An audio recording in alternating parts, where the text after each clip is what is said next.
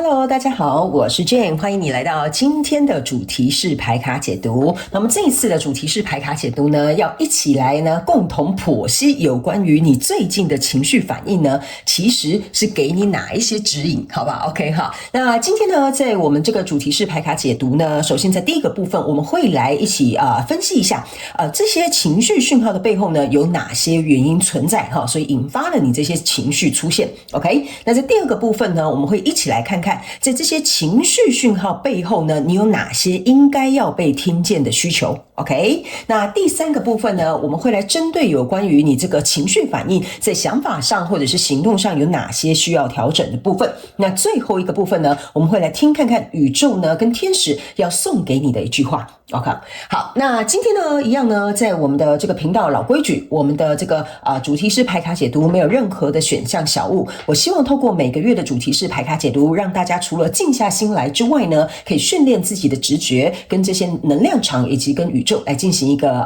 连结。所以等一下我们的选项一样只有这个数字的1、2、3 OK， 那我们接下来呢要来准备用这个颂钵调频之前也告诉大家你的这个数字1、2、3呢可以分别去针对不同的情境，比如说数字1是工作，数字2可能是感情，数字3可能是亲子关系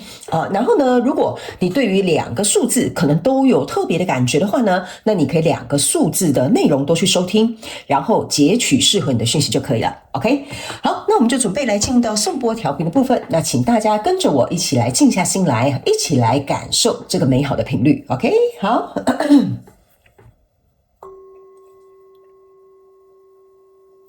现在我要邀请你闭上双眼，如果有需要的话，请你调整你的呼吸。有些朋友可能需要把你的手放在你的胸口，去感受你的情绪跟哪个数字有深刻的连结。接下来用心的去感受你的情绪跟哪个数字的连结最为强烈。最后告诉自己，没有关系，我会开始从现在好好照顾自己。也感谢宇宙跟天使，让你听到这些所需要的讯息。最后张开眼睛，准备进入到今天的主题式牌卡解读。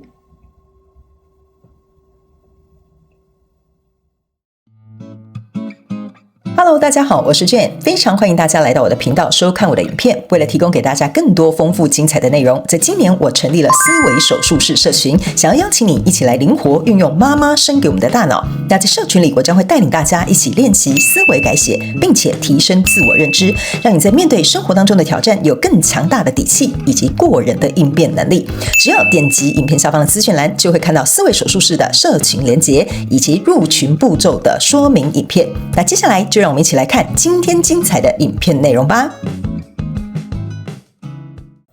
Hello， 选项1的朋友们，大家好，欢迎你来到今天的主题式牌卡解读。那我们今天的主题式牌卡解读呢，要一起共同来讨论最近你的情绪反应其实是在指引你什么样的问题，好不好 ？OK， 那我们在今天的开场的同时呢，已经有跟大家说明有关于这一次的这个主题式牌卡解读的整体架构跟流程哦。所以呢，如果你不知道我们在怎么样进行这些流程的话，请到我们的开场进行一个收看，好不好？然后也可以进行这个颂钵调频的这个部分 ，OK， 好，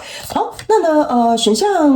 1的朋友们呢，接下来呢，我帮你把牌卡翻出来之后呢，请你给我一点时间让我去跟你们进行一个对评之后呢，感受一下你们能量场上面的呈现跟细节 ，OK 哈，好，请稍后哦。OK， 好，我感觉呢，选项1的朋友们哈，你最近的这些情绪反应呢，哈，其实是有一点是像是你内外在的冲突之外呢，还有就是有可能是在我先跟新来的朋友们讲一下哈，我所有的这个牌卡解读没有任何的主题限制，你可以对应在你交手的相关状况、人事物、事件、梦想或目标，甚至是关系跟创业的部分。那请灵活运用这些讯息，然后呢，去截取适合你的就可以了哈。那我会尽可能去举例让你们能够了解其中的内容，但是还是希望你们能够按照自己的方式去做一个选择，好吧？好，因为我没有办法对应到每个人的状况，但我会尽力的去为你们解说。OK， 好，首先呢，这个也就是说呢，最近你这个交手的人事物哈，不管你是对应哪样的状况，这个情绪的背后，除了我有讲的是内外在的一个冲突之外呢，还有一件事情呢，就是我觉得你们好像是这个情绪有点像是因为是非黑白或对错的问题而出现的。OK 哈，我觉得这是一个主轴，那当然还有一些细项部分，等一下我们会来做一个说明。但是有关于自己的内外在冲突、对错的问题，还有去衡量这个公不公平呢？我觉得都是选项一的朋友们在最近情绪哈这些起来的时候呢，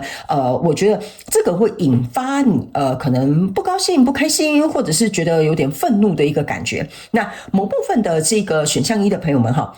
我觉得你本身是非常在意，就是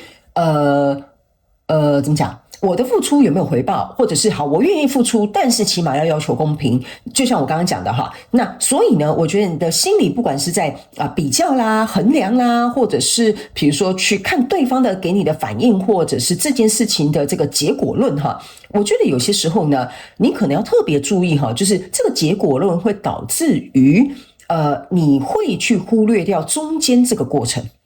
就是说，比如说，假设今天你很认真做一个报告，可是你的主管说，这报告做得很差，重新回去做一份 ，OK？ 所以呢，这个很差哈，就有点像我刚刚讲的对或错，就是老板觉得你讲的这件事情，你做的这个报告是错的。不好的 ，OK， 所以好与坏、对或错就会卡在你的心里，卡在你心里之后呢，你就会去衡量说，我这么努力付出，老板竟然看不到，这个就是所谓我刚刚讲的公平比较衡量。然后呢，还有就是说呢，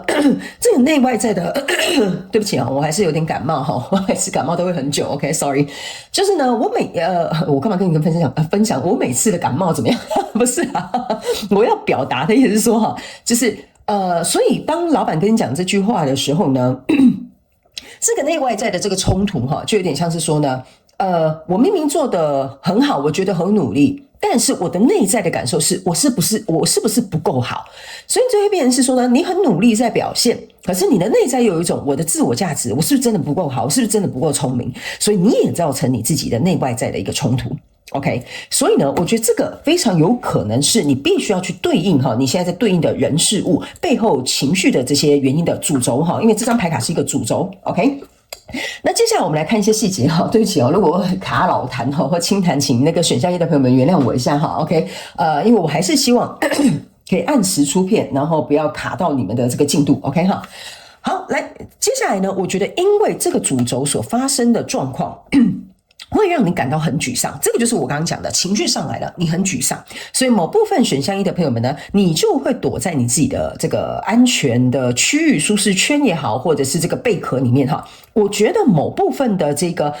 选项一的朋友们，你的防备机制就会出现了。OK 哈，所以呢，我觉得我们不但只是要去看这个情绪背后的原因之外，还要去了解你有什么机制跟模式存在。所以我会觉得你可能要去思考跟研究一下，就是你可能一直以来，不管是人际关系或对应什么样的人事物，你会不会对方一说一句什么，你的防备机制就升起来了？那防备机制升起来，不是代表说你这个防备心很重，你不开放心胸哈，不是这个意思。我要跟你表达的意思就是说。这个有点像是一个自动反应哈，那你反应出来之后呢，可能你是想保护你自己，不想受伤，不想被误会等等之类的状况，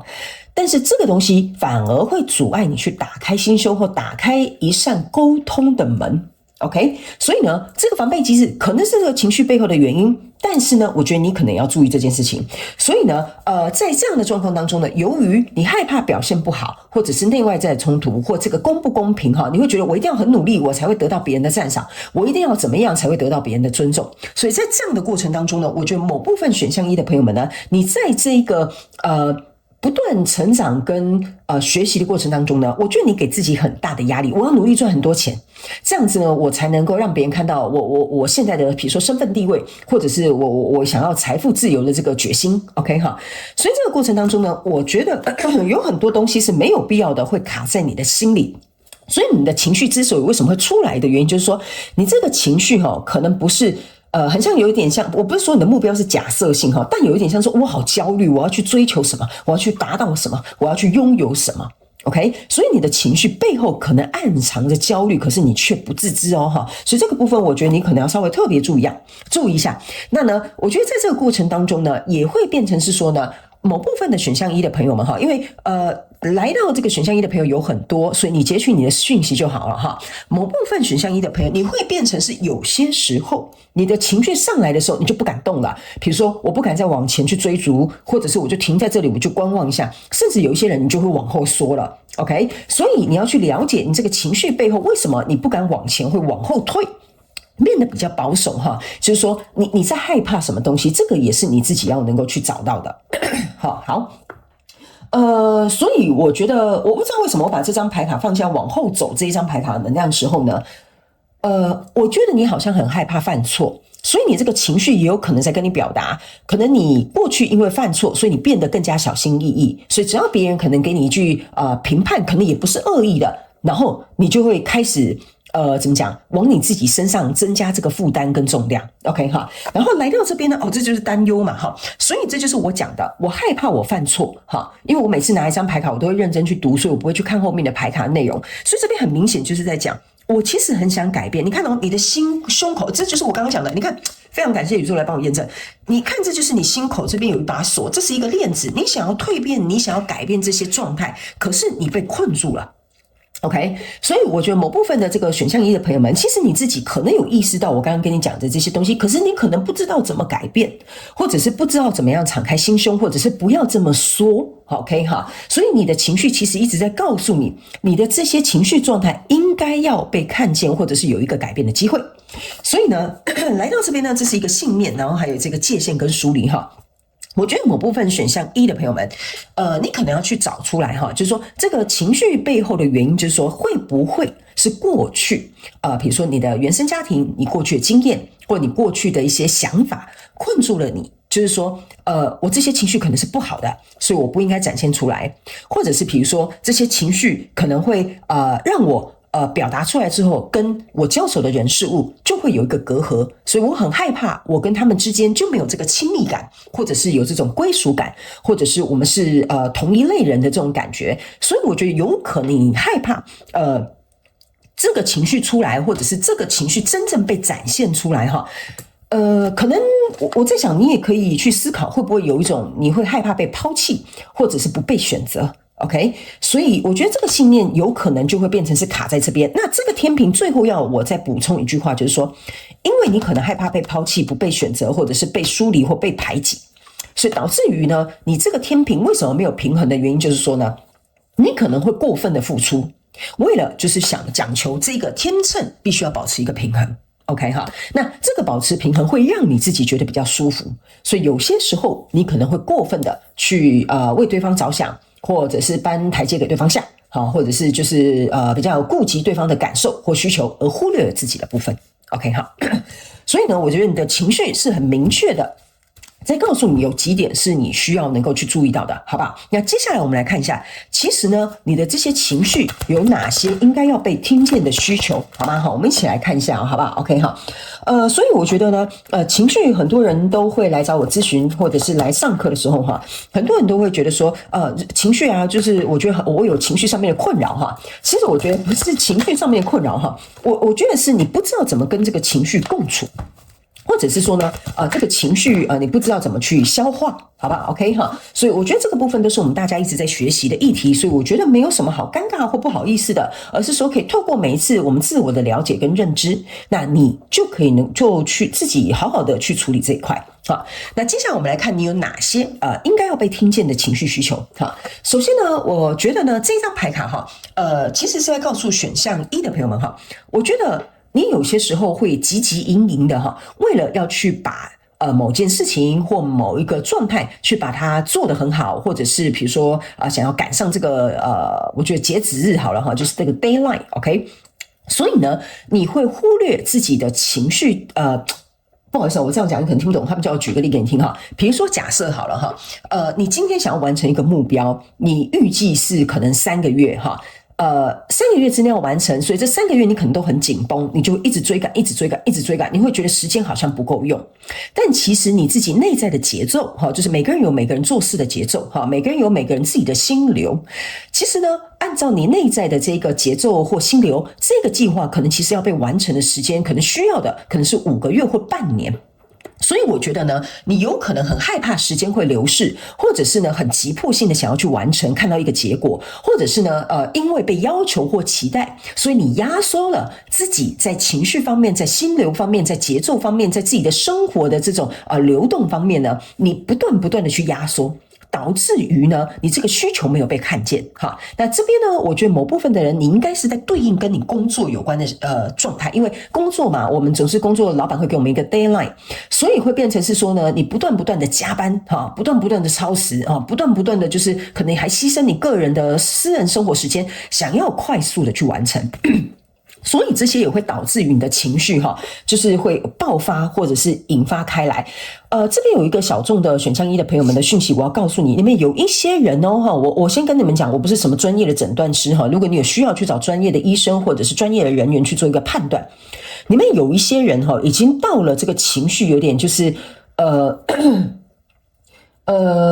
有点无感，甚至有点抑郁的状态。或者是压抑的状态 ，OK， 所以这个部分你可能要特别注意哦。那来到这边呢，这边有一个叫做 Clean It Up 这张牌卡呢，有一点像是说呢，在这个你的情绪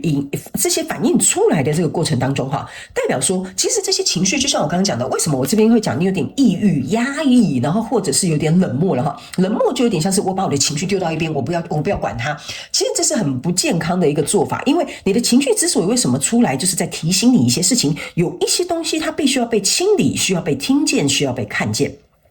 所以我会建议你如果你有情绪上面要抒发，不管是去找你的信任的朋友，或找专业的心理咨商师，或者是比如说没关系，你去找其他的这什么塔罗牌卡，什么占卜师跟他们聊聊天我觉得你只要去做对你有帮助的事情，应该都可以让你这个情绪有一个抒发的出口。所以我觉得你应该要去找到这个情绪抒发的出口，这个需求对你来讲是目前现阶段很重要的。那来到这边呢，这是一个弹性。那我会觉得你的情绪上面的需求有一点像是说呢，我觉得你注意看这是一个人在这个蛋壳上面然后他在这边做一个很像特技表演。你要去想这个特技表演虽然它很柔软，但是它是有极限的。所以呢，我觉得某部分的人呢，在这个选项1的朋友你有可能不自觉的去收进去或吸收别人的情绪。来到了一个你不仅要承担自己的情绪，还要承担别人的情绪。就比如说你自己加班就很不爽了还要承担老板骂你说这件事情做不好 OK。 所以在这个过程当中，我觉得你有点像是这个叫做有点像是我要怎么形容呢？不好意思，我有时候想要翻译这个东西，有点翻译不太过来如果长期看我影片的人就知道，有点像是说你太过分的去折了你自己对不起，我翻译有点烂因为这个就有点像是这个人在折他自己的身体就有点像是太过分的去让你自己来到一个极限的一个状态，而且你在这个蛋壳上这蛋壳象征就是随时可能会瓦解或崩溃。OK， 所以呢，我觉得在这边你可能稍微要有点弹性的意思，就是说呢，如果你今天觉得不适合去听别人讲一些废话，或者是去听别人道一些垃圾或者是你今天情绪上已经无法负荷了，我觉得你要知道你自己的临界点在哪，然后呢，可能跟这个交手的人数去协调，就是说，我今天这样的心情没有办法去承担这些，你如果有什么样的话要说明天再说，因为我怕我可能第一，我可能没有办法接下你这些情绪之外呢，我可能还会就是炸你一把 ，OK 所以这个就是我觉得你可能要知道自己的情绪的临界点在哪这个就是你情绪的需求。那来到这里呢，这个叫做 Between Words OK 这张牌卡我个人会感觉呢这就是为什么前面我觉得你有一种冲突矛盾，就是一下觉得好吧那就这样没关系，但是可能就会问自己说，为什么我要接受这些事情OK， 所以这个情绪的需求就是说呢，我觉得某部分选项1的朋友们你一旦你比如说做这件事或下这个决定，或者是决定跟这个人合作或跟这个人在一起的时候呢，我觉得你这个反反复复就是我刚刚有讲嘛，你这个天平就是这样，为了要保持平衡然后有这种对错好坏这种反反复复内在冲突这个状况呢，你内在情绪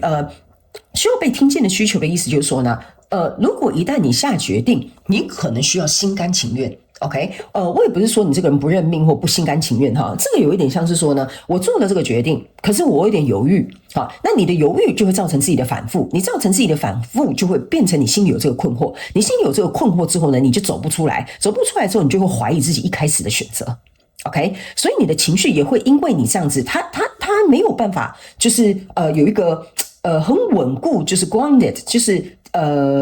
扎根的地方 ，OK 哈，比如说我知道今天要加班哈，例如说我举个例好了，你知道今天要加班，你就会觉得说，哎，没有办法回家躺在沙发上耍废看我喜欢的韩剧哈，所以呢，你可能就有点失望哈。但是如果今天这个加班是必要的，然后你就说好吧，那我就加班吧，大不了明天不加班，明天我就一次追个3集。所以这个时候呢，你的情绪就有被安放的地方，就是今天虽然有点失望，但我赶快把工作做完，明天我早一点回家，我很开心快乐，我就可以追3集韩剧 ，OK 哈。所以呢，这个就有点变成像说，你不知道怎么安放你自己的情绪，所以你要把你的情绪放在一个你觉得适当的地方，或者是把它怎么样去安住好 ，OK 哈。我觉得我自己怕呢，我尽可能去形容，但我觉得你们都很聪明哈，你们都可以理解。我要告诉你的就是你的情绪哈，不要无处安放，要有地方去把它放好。OK， 那接下来呢，这一张牌卡呢叫做疗愈哈，去修补。所以呢，其实我个人会感觉哈，这张牌卡比较特殊的一点能量，有点像说呢，某部分的选项1的朋友们，你可能要从过去的状况去修补，就是过去的经验、过去的状况或过去原生家庭的一些情绪上面的这个累积。去做一个修补 ，OK？ 那某部分的人呢，这张牌卡是有另外一个意味，就是说你可能要跟另外一个人去修补你们2个人之间情绪上面的这个差距也好，或者是情绪上面的冲突也好，或者是你们情绪上面的这个互相理解也好。OK 哈，因为这一块如果没有被修补的话呢，你们双方之间哈都没有办法重新来过，或者是有一个持续向前走的一个机会。所以呢，最后这张牌卡呢，就是go the distance 这张牌卡哈，其实是你即将要迈向这个终点的。OK， 所以我觉得这张牌卡是要给这个选项1的朋友们一个怎么讲？好，一个你情绪上面的需求就是说呢，要告诉你，其实所有的情绪哈，它都是会来来去去的，它不会永远一直停留在那里的。好，不管是喜欢的情绪、开心的情绪、伤心的情绪、难过的情绪呢，它其实都会随着时间或随着我们对这件事情的看法有所波动。所以呢，他没有提醒你的一件事情就是说呢，如果你的情绪如果爆发出来会有任何反应的话，你必须要先告诉你自己说，这个会有一个尽头的，只是现在我可能还不知道要怎么样去做。OK， 为什么呢？因为我觉得这个有点像是你的情绪在跟你表达，就是说，虽然我会出现，但我不是要来毁了你的人生的，我是要来告诉你，你要知道这个情绪会过，但是这个情绪要告诉你的课题，要告诉你的学习是什么。OK 哈，因为我觉得某部分选项1的朋友们呢，你可能会卡在这里，然后觉得这个可能会无限蔓延哈，甚至某部分的人，我个人感觉你的能量场是有点像是说，因为过去的一些经验，所以导致于你觉得这个情绪好像久久挥之不去。OK 哈。但是呢，如果你去找到解决的方法，其实它应该是可以被不是说它应该是可以被处理的，而是因为有可能你这边没有处理，所以导致于相同的情绪不断出来提醒你，好吧 ？OK 哈，好，解释完毕哈，我们就要往下走了哈。那接下来呢，我们来看一下，在这个你的这个情绪的部分呢，有想法跟行动上面哪些有需要调整的部分，好不好哈？好。选项1的朋友们哈，我可以很明显感觉到呢，就是你们我想一下要怎么形容哈，你们某部分人就像我刚刚讲的，你这个情绪是相同的情绪不断的出现，那它不断的出现就代表自始至终原本那个状况没有解决。OK 哈。我不知道为什么他们叫我再提醒你一次，所以可能是你要回到一开始的那个状况，你可能可以在那边找到原因哈。好，那接下来我们来看一下行动跟想法上面有哪些需要调整的部分，最后我们就会进入到宇宙跟天使要透过我送给你的一句话。OK 哈，好，来，首先我们看这一张牌卡哈，就是说呢，你看这张牌卡呢是要告诉这个选项1的朋友们，你是被允许去犯错的。你看这张牌卡就是我前面有跟你讲的，你可能很害怕犯错啊，你好像就变成一个卡住了就整个人结冻像一个石头人站在那里。所以呢，我觉得这个想法为什么之所以要调整的意思是说，我们都是在错中学，我们都是因为犯错才成功的，应该说我们都是因为好，等一下，我卡住了哈，对不起，我再重新讲一次哈，原谅我选项一的朋友们。我们呢，其实都是在犯错的过程当中错中学。我们呢，也是因为犯了错而提升了我们的成功率。所以你要能够去理解一件事情，如果假设你在的环境是不允许你犯错的，那可能你要去考量这个环境。但是我们认为一个友善的环境是允许你去犯错，并且从错误过程当中能够让你自己变得更好。所以呢，你也要能够去理解，就算这个环境可能不友善，但你必须要给予自己这个理解跟接受，我是不完美的，因为我们不可能是完美的，因为我们会不断的提升，就代表我们有不断扩张跟成长的需求。所以这个部分就是你在行动上跟想法上必须要能够去调整的。OK， 好，那来到这边呢，是要告诉你，你要去释放这些紧绷哈。所以我觉得呢，选项一的朋友们，你可能要去找到的，我刚刚有讲嘛，你这边有一个 clean it up， 就是要告诉你，你要有一个抒发的地方，因为如果你一直像焖烧锅一样哈，你总有一天你这个锅子会被烧坏的。OK， 就是你整个人会坏掉的哈。所以呢，我觉得这个部分是鼓励选项一的朋友们去找一些你能够抒压的方式哈。不管你要去购物哈，当然不要冲动购物 ，OK 哈。比如说去买一点小东西犒赏自己，去做个 SPA 啦，去运动发泄一下啦，去打个拳击当做打老板啦，或者是比如说去看一些你喜欢的影片啊，然后看一些废片啊，都会让你在心情上、情绪上能够有所缓解。好不好 ？OK 哈，所以呢，我觉得某部分的这个选项一的朋友们，还要告诉你一件事情哈，这一张牌卡也有给我一个感觉，就是说，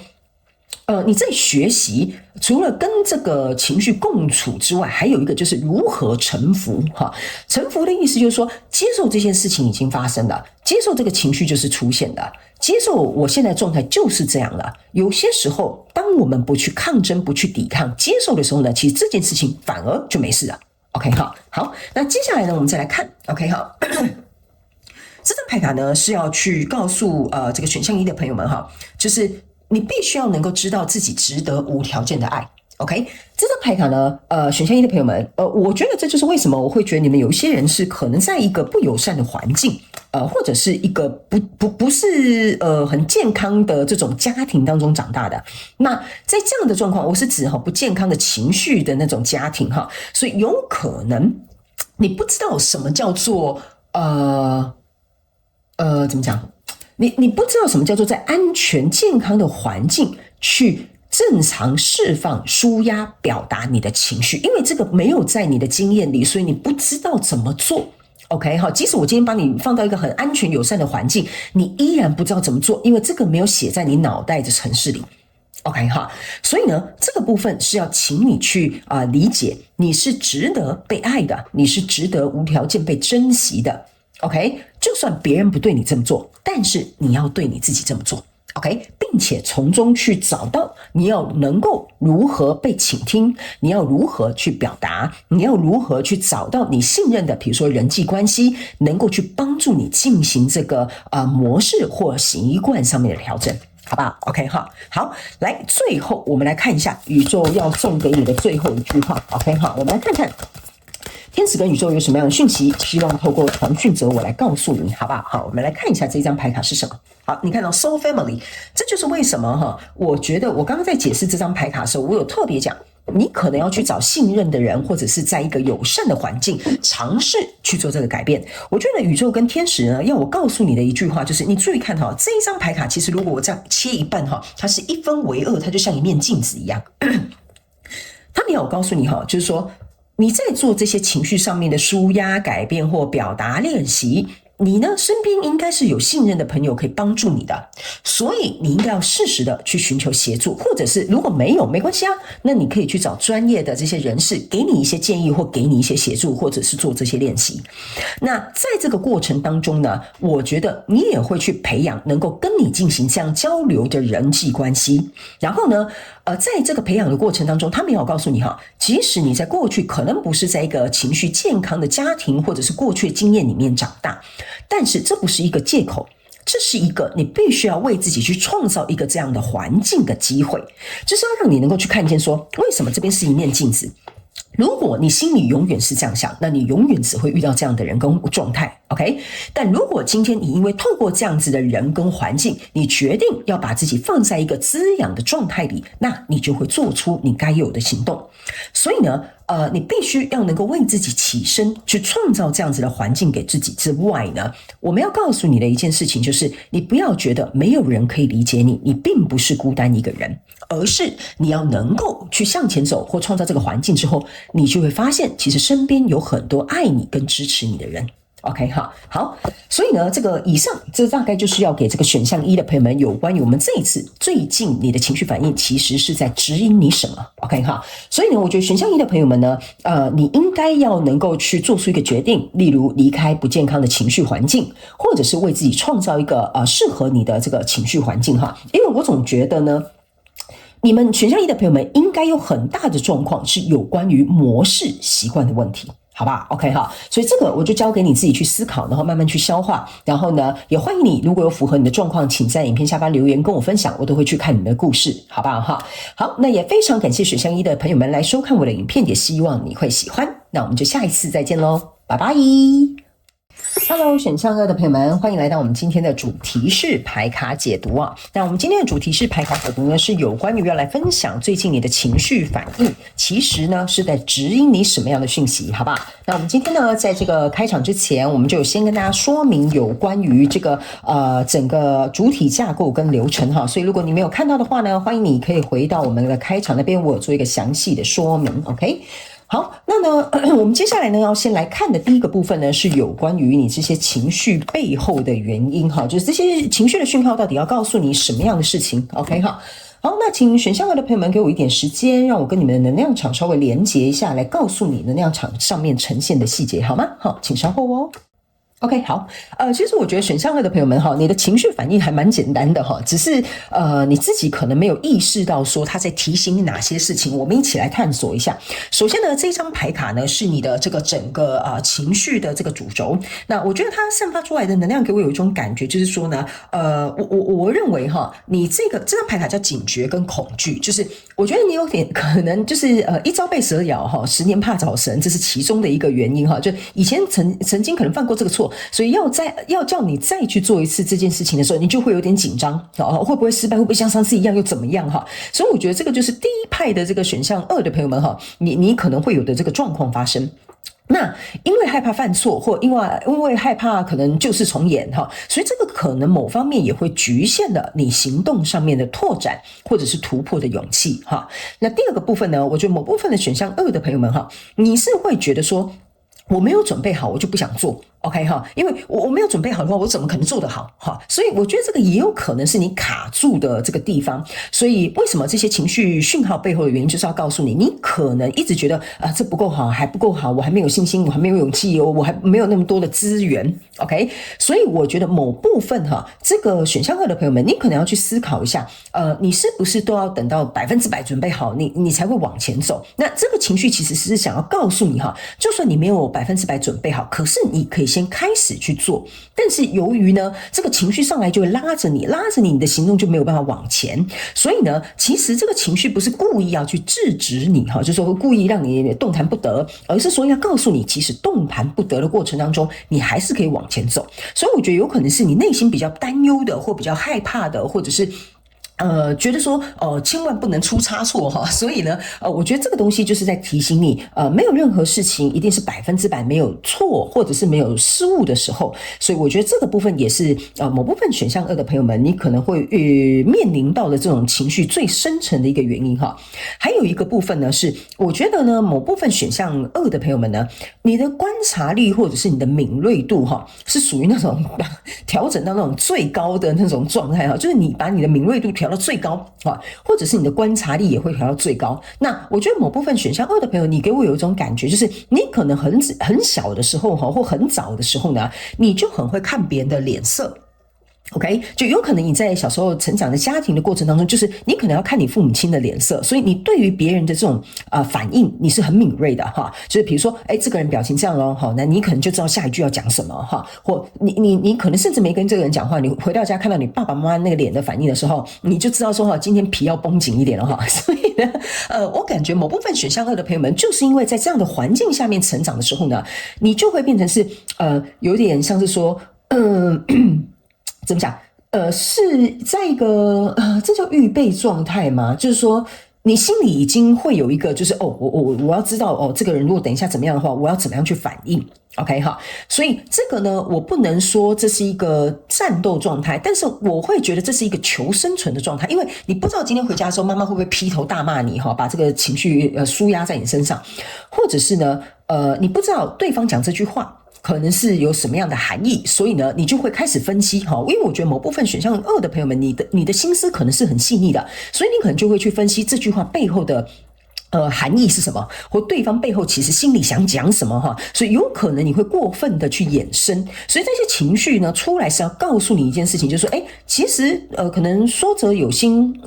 说者无心啊，听者可能有意哈，这个也有可能是这些情绪讯号要带给你的这些背后可能隐藏的原因，就是要告诉你，可能不要想太多，可能也不要复杂化你可能觉得这边你觉得没有安全感，或觉得不太对劲，其实有些时候有可能你直接跟对方沟通就可以了。OK， 所以我觉得这几种感觉是属于选择选项2的朋友们，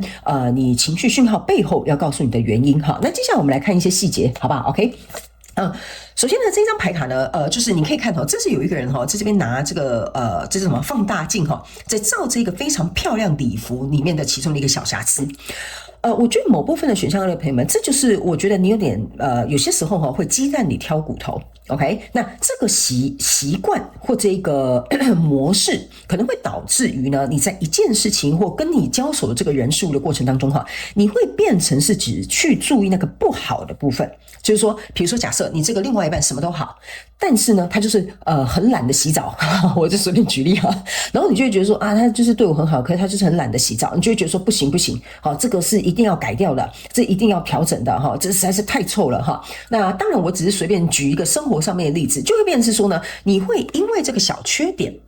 而去放大，忽略了旁边这些很美好的地方。你看，这是一件非常漂亮的舞衣然后还有这个非常漂亮的这个紫色的这个纱裙，所以会变成是说呢，你就会特别给它 Q 起来就是特别像它一样捡起来，然后说不行，这一点我是绝对不能容忍，我绝对不能通过，我觉得怎么样？但是呢，这一张牌卡是要告诉你这个情绪之所以为什么会上来，就会变成说这件事情可能会让你没有办法放过自己，也没有办法放过别人OK， 所以会变成是两造之间、两个人之间，或这个合作、这个工作或这个关系呢，会因为这个小小的点，你就紧抓着不放。OK 所以呢，我觉得这个情绪讯号要告诉你的一件事情，就是说有没有什么东西你是可以抓大放小，或者是得过且过啦。好不好就是当然我们不是说就是容忍对方或者是放纵对方，但是有一点像是说有些东西你不能就是连那一咪咪你都要抓得这么紧，那你会很痛苦，对方也会很难受 OK 所以来到这边呢，这有一张牌卡，就是这个一个女生然后她手上拿着2个我不知道这是什么珍珠项链吧，或者是破链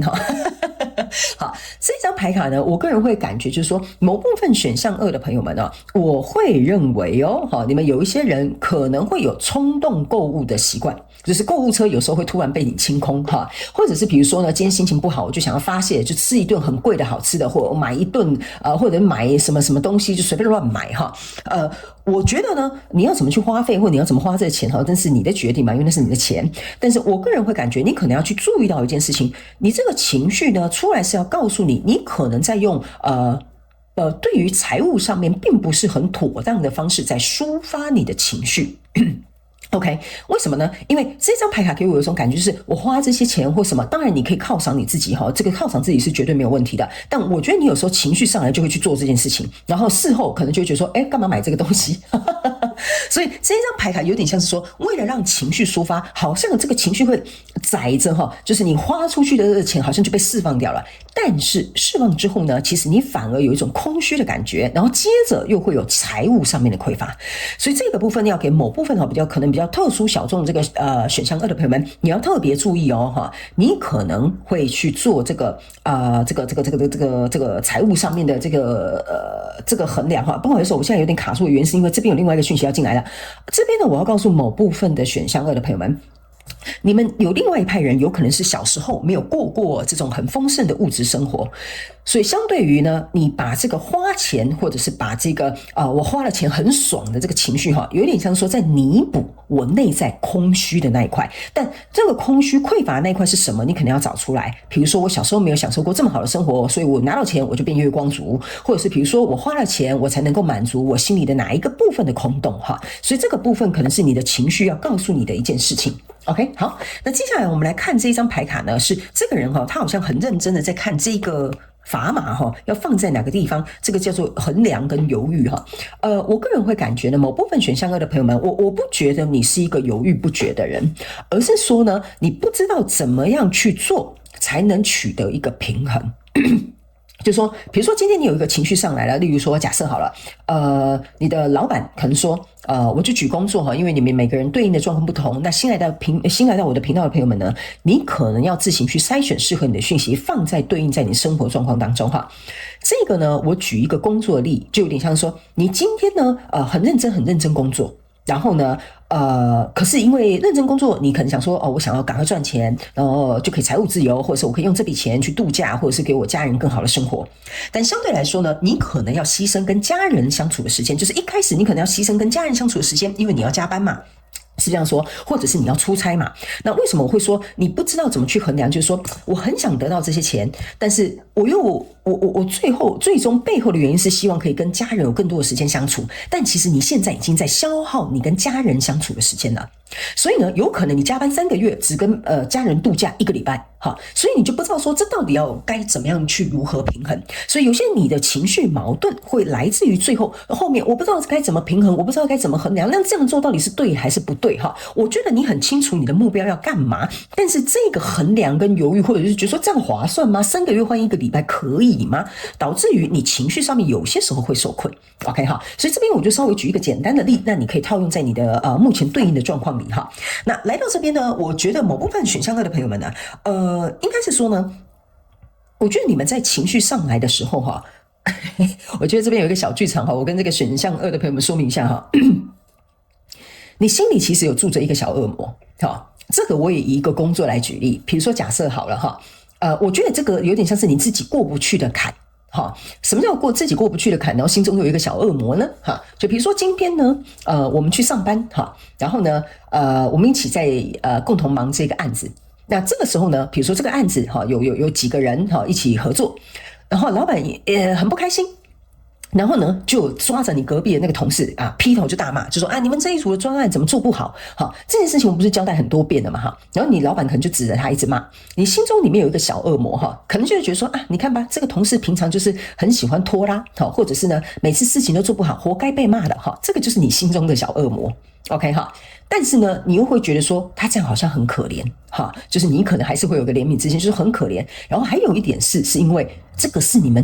整组的人案子的事，他被骂，他拖拉，或者是他这个人做事不够周全，或者是这个人做事不够谨慎，其实也是会拖着你们所有的人一起下水。所以我才会说呢，这个过程当中你可能有一个小恶魔，但是呢你又会受困在其中，又会觉得说我到底该怎么做比较好。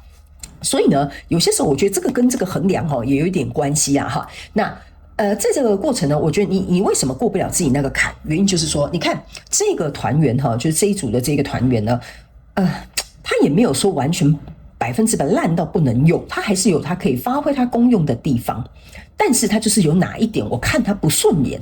就是像你刚刚讲的心理小恶魔的地方。所以这个部分呢，我觉得就变成是说呢，你可能要练习一件事情，就是说有些事情呢，为什么我刚刚在这边讲你可能要练习一个抓大放小或者是去接受有些事情它本来就不会是100%完美的。甚至呢，某部分选项2的朋友们，我会有一种感觉，就是说你现在在对应的这个人事物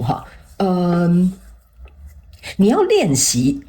去把它放在对的位置，这是一个额外的小众讯息，就是说呢，有些时候有些事情不能解决，并不代表不是我们没有能力，而是说我们可能把不对的东西放在不对的位置。就像这个同事他可能很擅长数学，但你把它放在英文组那就没有用，他就没有办法发挥他的功用。所以有些时候你的情绪就会上来，就会觉得说很愤怒，你这个人怎么这么没有用，你为什么要拖累我们其实是有可能他被放错位置啊。OK， 好，所以这个可能是情绪上来就是这个情绪讯号告诉你，要不要看一下他是不是被放在一个他没有办法发挥的空间，你才能够过这个坎。然后还有一件事情呢，你心中那个小恶魔也是在告诉你不要你在旁边看这个好戏，或者是讲这个风凉话难免我们多多少少人生都会有这样的状态，这没有什么太大的关系啊。OK 所以这个坎你自己轻易跨过去就好了。好，那接下来呢，我们来看一下就是说呢，我觉得某部分选项2的朋友们，因为我刚刚有讲你是属于那种很敏锐的，从小可能就是在一个求生存的环境下要看别人脸色的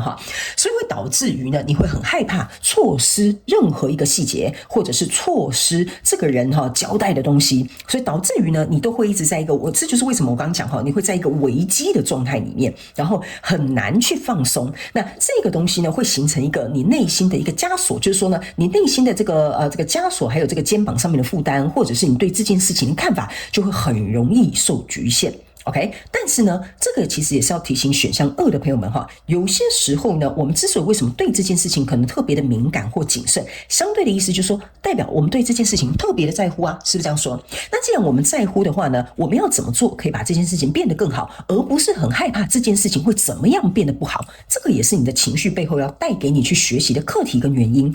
所以呢，我觉得你应该这张牌卡其实要告诉这个选项2的朋友们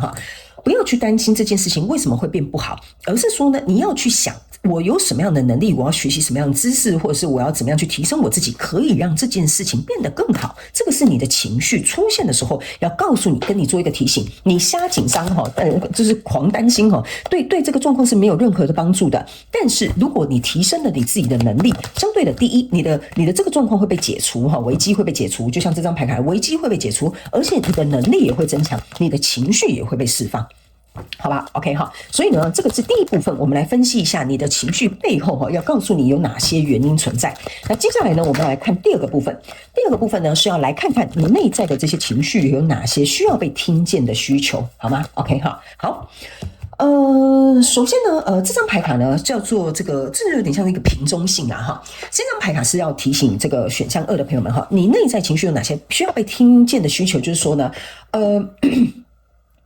我觉得你不要，我觉得选项2的朋友们有点逗趣我觉得选项2的朋友们，你有时候在沟通会旁敲侧击，你知道吗 ？Be around the bush 就是说。比如说今天有人问你说你有没有心情不好啊，什么等等之类的啊，你是不是遇到什么挫折啊？比如说这个人就是直截来了当问你说你的情绪发生什么事情啊？你可能跟他讲说，你看这个工作现在有多少？我手上有几个案子，那这几个案子要怎么做然后才能够怎么样？就是你就直接讲说我工作量太大了，所以我觉得很大的压力，其实这样就好了所以你就好像绕了一圈不知道在干嘛所以呢，这个有点像是说在告诉你，你的情绪它需要直接被沟通，它需要直接被看见。OK 而不是藏在这个瓶子里面，在这个大海上面漂流好像就是你要让大家寻宝或者是给这个人一堆就是烟雾弹然后跟他讲说你自己去想看看我在讲什么那你要去想你就跟当初上一副牌卡我在解牌的过程当中，就是说变成是你原本是要解别人的那个，就是看别人脸色要解码那个人然后你也用相同的方式去给别人这样子的反应，那你要去想你的人际关系跟沟通会经常出现问题，然后你的情绪没有办法被满足，然后可能误会又会出现，然后你们两造之间就变得更麻烦了。OK， 所以呢，我觉得你的情绪呢，应该是要能够直接被听见的，直接去诉说的，直接去表达的这个我觉得很重要。因为呢，在这个瓶中信里面，这边是有一个电话的。OK 你要去想你在海里面是没有任何收讯的，如果你没有直接表达，别人根本听不懂你的公虾回来所以呢，我觉得你的沟通能力可能也要需要被提升，因为只要你的沟通能力好，你的情绪呢能够诉求能够说出去，然后表达很清楚，那你们之间就有良好的沟通跟交流，那相对来说你的情绪就能够被听见嘛，是这样说。所以我觉得直截了当表达跟提升你的沟通方式，是你情绪呢在这个部分应该要能够被听见被看见的地方。那来到这一张牌卡呢，我个人是会感觉某部分选项2的朋友们，这个大门我要怎么讲啊？这个大门打开这边有一个扫把有一点像是说呢，其实呢，某部分选项2的朋友，你知道你的问题在哪里，只是你不去处理。好，这个扫把站在这边就有点像是说，我知道我现在不爽，但我就不想说，或者说我今天呢就是情绪不好。但是呢，我就是假装好像没这回事，所以我觉得这一张牌卡有一点像是视而不见，就是你自己心知肚明，你有这个状况出现，可是你自己本人却不处理，这个就是你的情绪应该要被听见的诉求，就是你不可以对于这些你内在的这些情绪状态有视而不见，或者是漠视的这种习惯或者是有这种行为。OK， 这一张牌卡我觉得很浅显意见就是在这样告诉你，你不要让这个漠视或者是视而不见这个习惯一直阻碍你自己的情绪卡在那里。OK， 好，然后来到这边呢，我觉得某部分选项2的朋友们你的这个情绪应该要被听见的需求是很简单的。我觉得呢，OK， 好，来某部分对不起我是在感受你能量场上面的感觉我觉得某部分选项2的朋友们，我要怎么形容呢？你有一点不太理解这个情绪会为你带来哪些礼物。原因是因为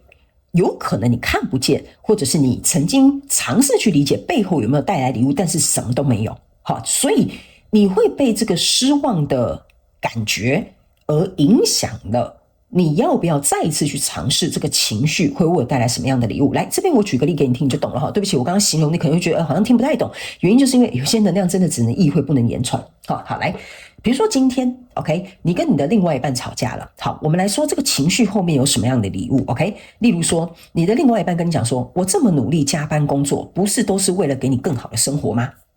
OK 好，然后呢你可能就觉得很委屈嘛，对不对？你就说我只是希望你能够多花一点时间陪伴我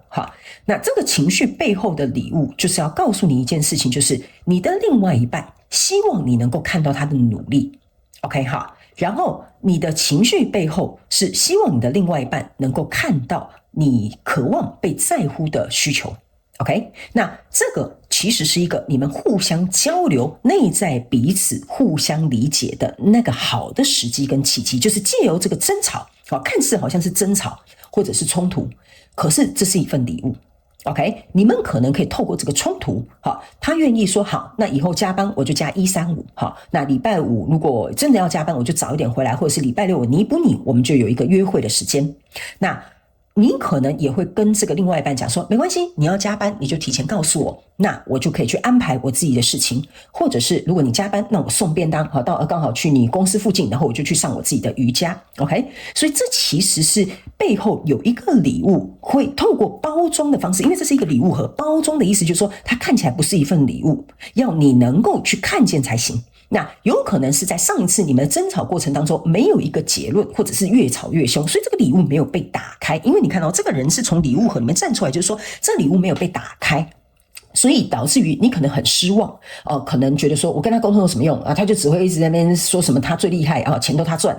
所以就变成是说这个过程当中你失去了一个交换礼物的机会 OK， 所以我觉得你的情绪应该要去我觉得这个情绪有点像说你希望透过这个所谓看起来很像冲突争吵的这个东西，去让你们彼此之间有一个交流所以我觉得选项2的朋友们，其实你有很多东西，我不知道你是不是情绪表达有问题，还是说你不容易跟别人分享你内在的心情。因为我在解你的牌卡的时候，我觉得大部分都是围绕在这样的状况，那就代表说这一块是你值得你去做一个提升的那来到这边呢，这个是一个就是很像是一个很多钱，然后上面有面具。这张牌卡其实很简单就是说呢，你不要去掩盖你的情绪。某部分小众的选项2的朋友们，我告诉你你有可能会边哭边笑，就是你明明在跟别人诉说一件事情，就说我今天好难过可是好好笑你知道吗？我那个怎么样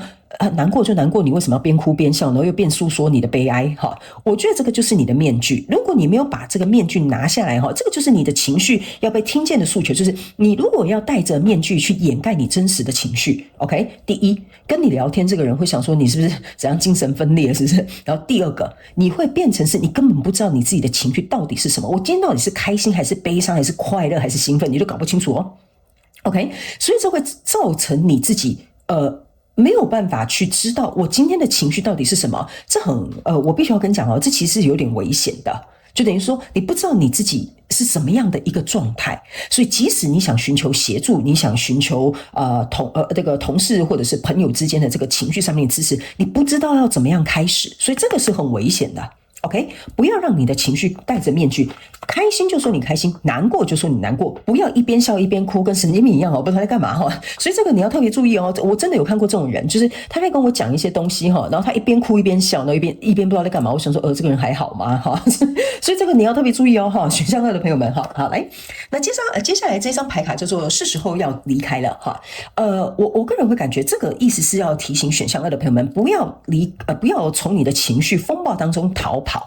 就是有些时候情绪来了你就会想要跑，所以某部分选项2的朋友们你可能要去注意一下你有没有逃避型人格因为我觉得你如果假设你情绪这些东西你都没有办法好好的 deal with yourself， 那就代表说你可能要去思考一下你会不会有逃避型的人格。那逃避型的人格我跟大家讲逃避型人格这些什么标签这倒是无所谓，我只是想要借用这个名词来告诉你你逃避型人格逃避别人就算那没有关系大不了就不要跟他当朋友而已嘛但是逃避型人格最危险的是他们真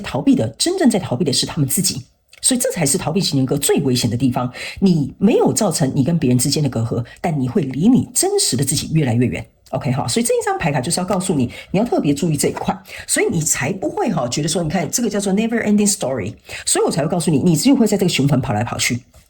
别人想了解你，然后你逃跑，然后别人走的时候你去追他，这就像是一个没完没了的一个结果。OK， 然后你们可能也借由争吵，一直没有良好的沟通，这也是没完没了的一个结果。OK， 所以呢，我觉得这张牌卡其实你自己也是，你看你坐在这边你自己也是很懊悔，或者是觉得说很无奈，或者是无力，会觉得说为什么这件事情总是没有解决？有些时候不是事情没有被解决，这张牌卡要告诉选项2的朋友们你的情绪有哪些该被听见的需求是。不是不是事情没有解决，而是你内在的这个真心的情绪没有被解决。OK 那这边呢是有一个很像是一个杯子是要告诉这个很像是这不是杯子那是什么沙漏斗你可以注意看，它很像是一个漏斗，可以转来转去的这个是要告诉这个选项2的朋友们，你的这个状况有可能是反反复复的，然后呢周而复始的，然后最重要的是可能是时间不断累积，不断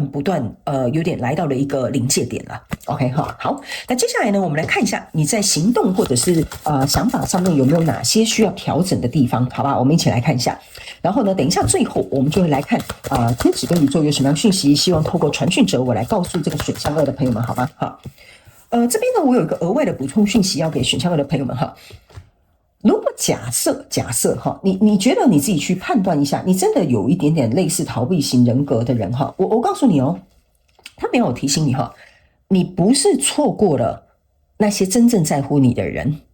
而是你自己的行为模式让他们推开了这样子的人。OK 好，那接下来我们来看在行动跟想法上你可能有哪些需要调整的部分这张牌卡呢是要告诉你，就是说呢你在这些应该说最近你的情绪反应在指引你的这些东西都是要告诉你现阶段是一个应该要去处理跟重视的时候了。OK 所以呢他们要告诉你的一件事是说，你现在在的位置就是对的位置。他们要我提醒选项2的朋友们，不要认为Jane 你讲完这些东西之后，我好像很多事情都没有做好，我好像很多情绪都没有处理，我好像怎么样。他们要我提醒你一件事情，就是如果没有这些事件的累积，你不会到现在来看这个影片的时候，你发现我已经来到了一个临界点，我即将要爆炸了。所以你是在一个对的位置。OK 因为有些人他的确是需要用被逼迫的状态，他才会去正视这个问题。所以第一，他们要我提醒你，你的想法不要责怪你自己，或者是觉得说对我好像过去都没有这样做，我错了没有，你的个性可能就适合用这样被逼迫方式或累积的方式，然后爆发，你才会做出一个很重大的改变。所以第一个，我们要先告诉你，你没有做错任何事情，你在对的位置。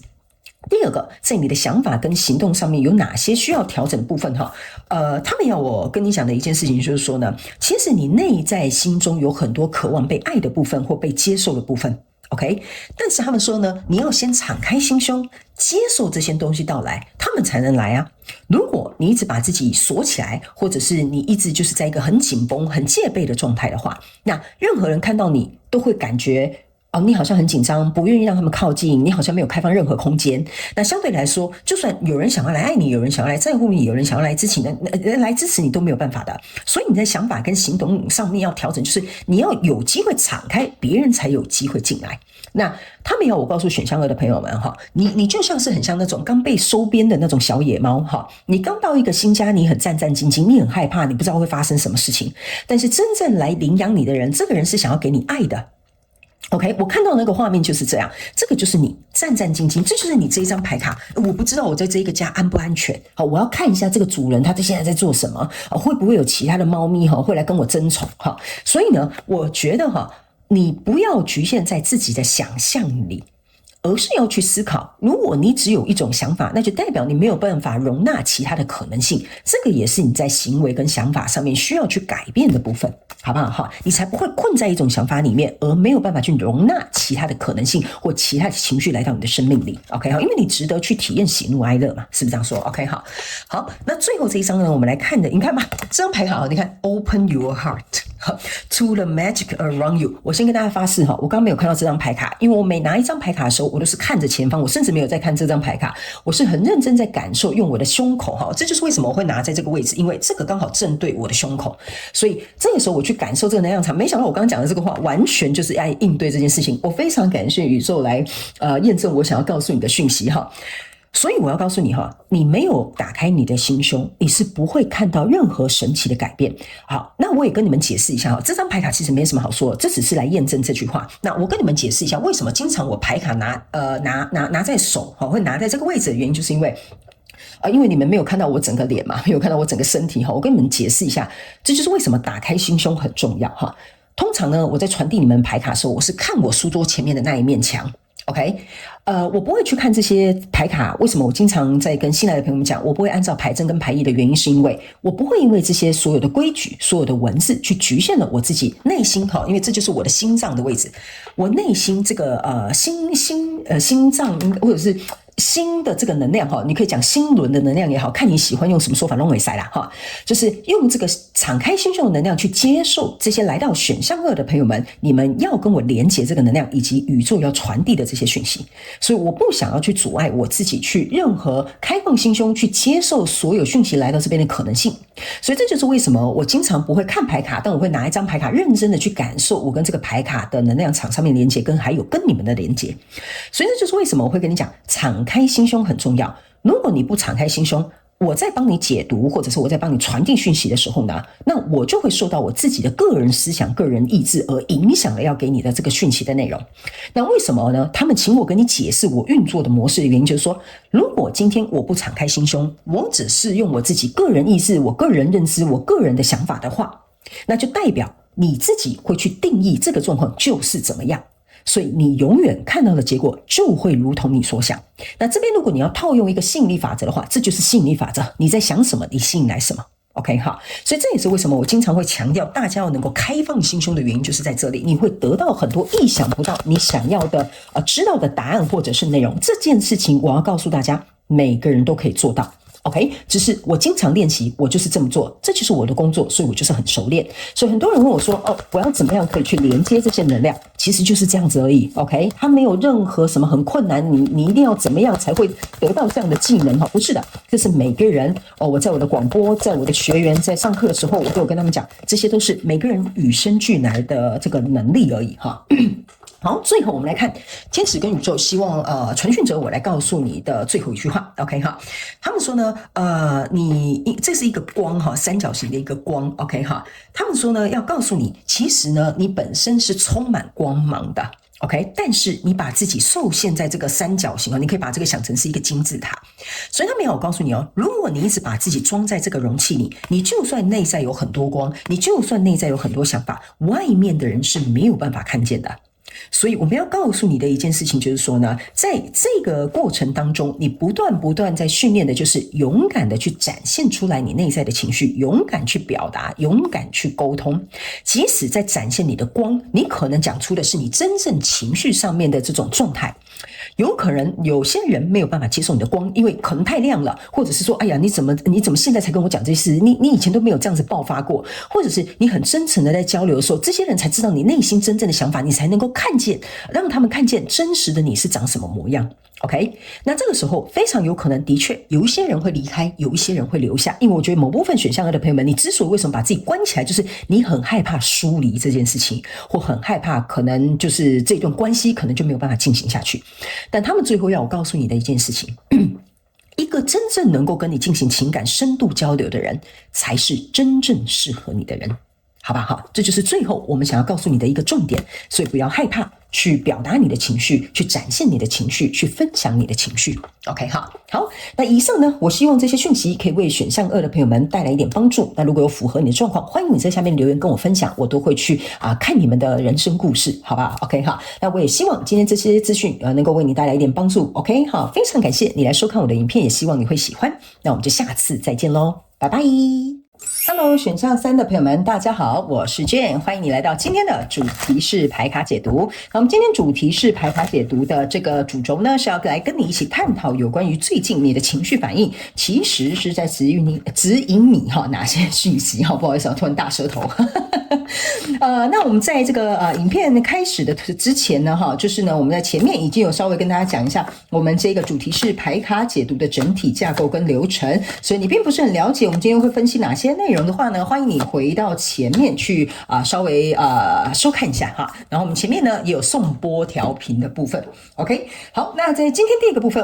我们要先来跟大家讨论有关于这些情绪背后的一些原因哈，就是这些情绪的讯号在提醒你什么。OK， 好，那请选项3的朋友们给我一点时间，让我去跟你们的能量场进行一个连结，看一下这些症结点跟细节哈。好，请稍后哦。OK， 行。我觉得选项3的朋友们哈，你的讯息跟能量场给我一个很直截了当的一个感觉哈，就是呢这张牌卡是你整个这个情绪的这个主轴哈，就是大部分选项3的朋友们呢，我个人会感觉你有一种需要被拯救的情节哈。什么叫做需要被拯救的情节？意思就是说呢，你很渴望，比如说我中了乐透，我的财务状况就可以解脱哈，或者是比如说我希望有一个人来爱我，那这样子我就不怕被抛弃哈。我就是举例好吗？亲爱的朋友，我必须要告诉你，我的所有的任何牌卡解读没有任何主题上面的限制，所以你必须要灵活运用套用在你生活当中所遇到的人事物、世界梦想或目标，甚至是关系跟创业的一些状况，好不好 ？OK 哈，那我尽可能举例给你们听。那我刚刚举了这几个例子的意思就是说呢，我希望有一个什么结果来解决我现在当下的状况，所以这个部分呢会引发你的情绪会有所反应。例如说，今天呢你的另外一半可能不传讯息给你，或者是他很忙2-3天出差都没有办法打电话给你的话呢，你就会觉得他是不是要离开我了？我的爱情是不是幻想又要破灭了？我的这些比如说我的工作又这一次升迁我又没有提名了所以呢是不是怎么样哈？就是我觉得你一直好像有点依靠外在的这些结果或者是改变来不管是安慰或者是填补或者是来拯救你内心的这个状况哈，这个是大部分选项3的朋友们的一个主轴。我的孩子一定要听话，我才会放心。这也是外在环境或者是外在的人事物进行改变之后，能够弥补或拯救你内心的那一块哈。那你内心那一块是什么呢？这个我觉得你可能要自己问你自己，到底为什么这一块你需要别人给予你，而不是你自己给予你自己 ？OK 哈。那呢我也会有一种感觉，就是说某部分的这个选项3的朋友们呢，除了刚刚我提到的那个情绪议题之外呢，还有另外一个就是说。有一些选项3的朋友们，你会认为你在一个状况就是交手人数当中呢这些情绪反应你会觉得有点无奈 OK， 例如说还不是说是因为他这样所以我才会怎么样 OK 有一点像是说呢，是因为别人来决定了我的情绪反应，因为他怎么做所以我今天才会有这个反应，因为他不应该怎么样所以我才会怎么样 OK 所以呢其实我觉得你的情绪是在指引你这些情绪讯号背后的原因，就是说呢，你是不是把太多的重量都往外丢或者是往外期待或往外投射，或者是往外去渴求 OK， 那在这样子一直要向往外的过程当中你内在的这一块它就会很紧张很焦虑，或者是匮乏，或者是会觉得说很担忧随时可能会被拿走。所以这些东西呢，我觉得呢你觉得我这些情绪为什么一直都没有办法处理？原因是因为你第一把力量给别人，你没有把力量拿回来；第二，你把决定权也给了别人，所以你没有决定的能力。所以你一直觉得这些跟你交手这些人事物，你好像被他们捆绑在一起。但其实不是的，你之所以为什么被他们捆绑在一起，你这些情绪讯号背后的原因就是你要练习跟他们进行一个切割或课题分离或责任分离。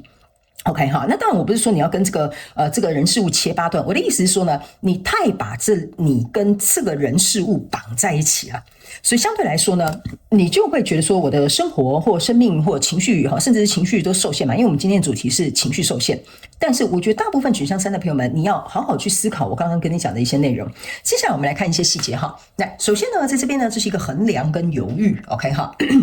我觉得某部分选项3的朋友们呢，我先跟大家解释一下哈，为什么我一直讲某部分哈？那是因为来看这个选项的人很多，有些可能是适合你的讯息，有些可能是适合别人的讯息，有可能里面有80%都是适合你的讯息，那你们就自己去筛选适合你的就好了，好吧 ？OK， 我尽可能照顾所有的人。OK， 好，来。我觉得这张牌卡让我感觉有某部分选项3的朋友们，就是说呢，我觉得你在渴望外界给你的这个结果，或者是比如说怎么讲呢？希望对方怎么做而来满足你这一块哈。有些时候呢，我觉得你会有点计较，说你这样我才要那样，因为这样我心里才会得到平衡。OK， 就是你要听话，我才会快乐。OK 哈，所以呢，如果你不听话，我不快乐，我就想办法在这边作。OK， 因为这样子才能保持我这个天平的平衡。OK， 但是呢，这不是一个好的处理方式。相对来说呢，会变成是说呢，奇怪，我这样做了，这个状况反而变得更复杂了。我们的情绪或者是我们的情感或者我们的关系变得越不好了，这个合作甚至不愉快了。所以在这样的状况当中，你应该要去意识到，或者是犹豫到，或感觉哪里怪怪的，就是你这些情绪或你这些行为模式反应，是不是其实对你解决这个问题、解决这个情绪，其实是没有帮助的。所以这也是为什么你的情绪经常会因为这个外在的什么人事物而忽高忽低、忽冷忽热，一下开心一下难过 ，OK 哈，所以你就会觉得说奇怪了，为什么我好像总是找不到一个平衡点或者是稳定的这种状态 ，OK 哈，所以你的情绪呢，其实要告诉你一件事情哈，如果你一直是以这种外在给你多少你就反应多少，他没有给你好，那我就收回来更多哈，那这个会变成是说你在不管任何的人事物里面，你都会以一个衡量损失去做一个决定，或者是以你的情绪的牵引而去做出可能不适合的决定。所以你的情绪之所以为什么会出来，就是要告诉你，你背后可能有这些状况发生哦。但是你自己可能没有意识到这个问题。那来到这边呢，我也觉得某部分选项3的朋友们，我也不是说要把你们讲的好像你们就是很像是小宝宝一样依赖别人，而是因为我觉得你某部分选项3的朋友们，你内在小孩那一块的课题，你并没有好好的去做一个学习。然后呢，某部分的选项3的朋友们，是因为你就像一个小孩。OK 好，就是说你很单纯，你很纯真，你没什么心机，你就是觉得你就是我都是善以待人。OK 哈，那相对来说呢，在这样的状况之中呢，你会变成是，我这么对你这么好，为什么你要这样伤害我 ？OK 哈，那你对我你比如说你伤害我，那我是不是要对你更好？这个天平才会平衡，或者是我才能够被你关注，我才能够被你爱。好，所以就会变成一个奇怪的循环，你懂我意思吗？这就是这个女生这边有个恶魔，就会变成一个奇怪的循环。然后呢，你这样子很容易吸引来这种会欺负你的人，或会操控你的人，或者是会占你便宜的人。OK 哈，所以呢，你看这个恶魔，他中间心是掏空一块的，那呢，他就会找你去找你，我要弥补我的心。所以呢，如果你是太过于单纯然后没有去理解说自己的行为模式造成了你有这样的行为反应，就是让别人占你便宜，让别人操控你，让别人欺负你的话，那你要注意到这些情绪背后的原因是什么。然后呢，像我刚刚讲的那个内在小孩课题没有处理好的选项3的朋友们我觉得你的讯息还有另外一个额外特别的一个能量场，有点像是说你要学习如何去远离这些我这样讲你的这个讯息很特别，我在感受要怎么跟你说明这个东西你在学习一个就是，如果有一个人事物，它是以威胁你然后担保你结果，或者是比如说要告诉你会有什么样的好结果，而你就信任他，或你就跟着他，或你就盲目的追随他。那是很危险的一件事情。我不知道为什么他们叫我跟你讲这个讯息哈，就有点像是说你嫁给我，你以后都不要工作，我会养你一辈子，因为我很爱你。然后你就可能傻乎乎的信哦，然后结果后来呢，进到婚姻之后，这个人跟他完全说的都不一样。好，我只是举一个比较夸张一点的例子哈，你就会发现说奇怪了，他怎么跟当初讲的不一样？然后呢，为什么我会说你的内在小孩这个课题跟这个很特殊的讯息有关？就有点像说你一直可能很渴望有一个安全安稳的家，那这个人好像就给你了这个担保，所以为什么会说你这个会有点像是往外求哈？就是等于是说这个人给了你一个担保。他来填补你空缺的这一块，所以你就进去了这个课题或进去了这个坑也可以，看你要怎么讲 OK， 所以反而跟这样的课题捆绑在一起，然后你以为这个是一个填补的好机会，殊不知它是一个大坑，很黑很黑的坑哈。所以呢，这就是为什么如果你的内在小孩的那一个洞或那一个匮乏没有填满，那有一个人可能送一个苹果给你吃，就像白雪公主一样，你可能不清楚这个人送给你的苹果是好的苹果还是毒苹果。OK 哈，所以这个呢，我觉得不是这个人欺负你哦哈，我要告诉你哦，这个人可能我这样讲了哈，这个人是安排在你人生课题里，不是刻意来欺负你。但是我先讲好，我不是在帮他说好话或帮他找借口 ，OK， 而是说你的这个状况必须吸引这样子的人。来让你学习这个课题，所以你也会觉得说，为什么会受困在这样的状况？你觉得不公平？我这么善良，我这么付出 ，OK， 这个就是这个情绪讯号背后要告诉你的原因 ，OK 哈。我觉得我应该讲的蛮清楚，你可以重新听几次，你大概就会理解，然后去对在你的这个状况里面哈。那接下来这张牌卡就是说呢，我觉得大部分选项3的朋友们哈，你呢对于自己有发生过的这些问题哈。你不是没有注意到哦，你可能已经开始注意到，就奇怪为什么每次都会这样子嘞哈。但是呢，我觉得你在回想这些问题的时候呢，你的情绪可能会不开心，或者是会很难过，就是说为什么他们都要操控我，为什么他们都要利用我，为什么他们最后都抛弃我哈。例如像这样子哈，你呢没有在解决问题，你是在沉溺这些情绪。而这些情绪呢，要告诉你背后的这些原因的意思是说呢，你可以去回溯问题，但你要想出解决方法，而不是不断沉溺在这样情绪里，让自己好像是一个情绪的受害者的角色。那对这件事情没有任何的帮助，而你的情绪就会越来越沉重。所以如果你感到你的情绪呢越来越沉重，然后你没有办法消化，你也不知道怎么解决的话，那不是没有方法可以解决，而是你 enjoy 在里面哦。这边我要画一个引号哦，变成是你 enjoy 在里面哦。我没有这些情绪，我感受不到被爱，你知道吗？这就是为什么常常会有人讲一句哈，痛苦比快乐更真实。有些人是对这些痛苦上瘾，所以这个你可能要特别注意哦。你的情绪可能在提醒你，某部分小众的选项3的朋友们，你可能是对痛苦上瘾。没有痛苦，你感觉不到活着，感觉不到被爱，感觉不到什么人生的深刻哈。所以这个是一个蛮特殊的讯息哦哈。选项3的朋友们，那接下来呢，这张牌卡是要跟选项3的朋友们讲说哈，就是其实呢，你的内心的这个情绪哈，是很想要放手一搏的，或者是说呢，你内在的这个情绪哈，有一点像是说我也想什么都不管啊哈，我为什么要长大？我为什么要成熟像个大人啊哈？你内在其实是会有这些情绪出现的哦。OK， 我要告诉你的一件事情就是说，你可以有这个想法 ，OK， 你也可以这么做，但是你这张牌卡要告诉你，为什么你会有这种愤怒？为什么我一定要当大人？为什么不可以撒手不管？为什么我一定要去解决这些问题哈？这个就像一个小孩在骂号哈，就是一个小孩在那边哭嚎哈，说妈妈为什么不给我吃糖果哈？这一张牌卡是要告诉你哈，你为什么有这些情绪，然后消化不了，没有办法抹去的原因，是因为你目前是没有能力去做到你想要所谓的我可以什么都不管，因为你目前没有能力。好，这个我就实话实说了。比如说假设好了，我也想要放下这一切不管啊，谁说我一定要跟他在一起啊？但是你跟他分开之后，你就是没有任何经济独立的能力啊。OK， 所以你就像一个小孩在那里骂号，这就是我要表达的意思，就是我很想怎么样什么，就这样说哈，可能说一些气话，说一些想要宣泄的话，这都没有关系，我们人生都会遇到这样的课题。但是我要告诉你的意思就是说，你这些情绪讯号的背后是在点出，因为你没有能力，你才会困在这里，这个情绪才会出现。OK， 这也是为什么我会讲，你们很多选项3的朋友们是跟这个人事物捆绑在一起的。OK， 这个就是为什么你要练习切割、责任分离、课题分离 ，OK， 去培养自己的能力，你才不会受这个外在给予你的东西来进行一个反应。OK 哈，所以呢，来到这边呢，这张牌卡呢，就是为什么我会讲哈，有很多选项3的朋友们，你要必须注意一件事情哈。如果你在谈恋爱呢，你可能是很容易恋爱脑的 OK 啊，如果你很容易很想要创业的哈，你可能就是一个梦想家，但你可能不是一个创业家。意思就是说呢，你会把事情想得很简单、很梦幻。OK， 有一些人你们是属于梦幻派的人哈，就是人生感觉就是一个梦想哈，我想要画什么都可以，可以，当然没有问题，因为我们本来就有创意，本来就有梦想跟规划。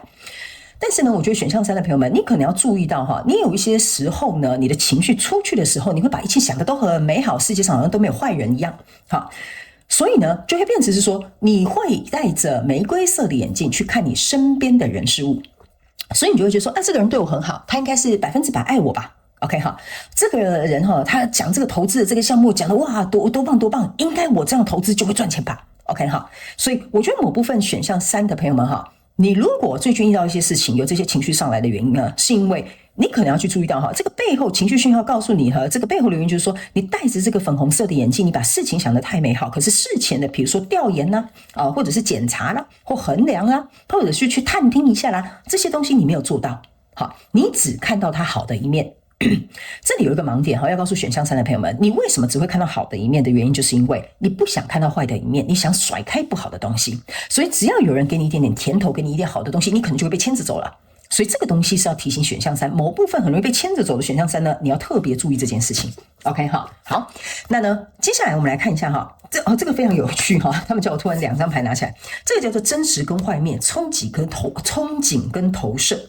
意思就是说呢，你原本想哇，这是一个天使，殊不知啊，他现在是一个恶魔。所以呢，我觉得某部分选项3的朋友们，为什么前面哈，我刚刚在解这个牌的时候，我就会告诉你，我觉得你好像有个人给你个甜头，你就去了，原因就是因为呢，你通常选项3的朋友们，你会进去之后发现真相之后，你才会知道说，怎么跟我原本想的不一样 ？OK 哈，所以这个时候呢，你的情绪可能会紧张，可能会后悔，可能会自责，可能会怎么样？ OK， 所以在这个过程当中呢，我觉得你的情绪就是在提醒你，有件事情你真的不能想得过于美好 ，OK 哈，或者是过于理想化。好，我觉得某部分理想化的选项3的朋友们，那是因为你可能在某部分不愿意接受现实跟真相，或者是没有对自己诚实。OK， 所以这个就是隐藏在你讯号，就是情绪讯号背后的原因哈。来，最后一张我们来看。这张牌卡哈，其实要告诉选项3的某部分的朋友们哈，这边我就直话直说了哈。某部分选项3的朋友们，你是一个我刚刚有讲，前面你们某部分的人是在等待有英雄来救美嘛，就是有这种拯救情节的哈。有另外一部分的人哈，我必须要讲哈，我如果讲这个字有点太重呢，请你原谅我哈，我没有想要冒犯你，但是我觉得这个字有一点点蛮适合的。OK 哈，某部分极小众的选项3的朋友们，你有点想不劳而获。OK， 就是别人给你好的东西太好了，我就收下来了，我连努力都不用努力了啊，这一切都很美好，就像那个人讲的一样 OK， 所以这就是为什么这些东西可能会影响你的生活，导致于你有这个状况跟情绪发生 OK， 所以你要去思考一件事情，你人生当中想要得到的人事物，你是否有全心全意或者是用尽全力去投入，而得到你想要的结果 OK 哈。那你这个人呢，也蛮不喜欢被捆绑的，你很想要有那种自由自在灵魂。我觉得某部分选项3的朋友们是那种很自由自在、发散性的这种灵魂哈。这种灵魂没有不好，因为这种灵魂特别有创意，这种灵魂特别有潜力。可是呢，当你这样自由自在呢，好这样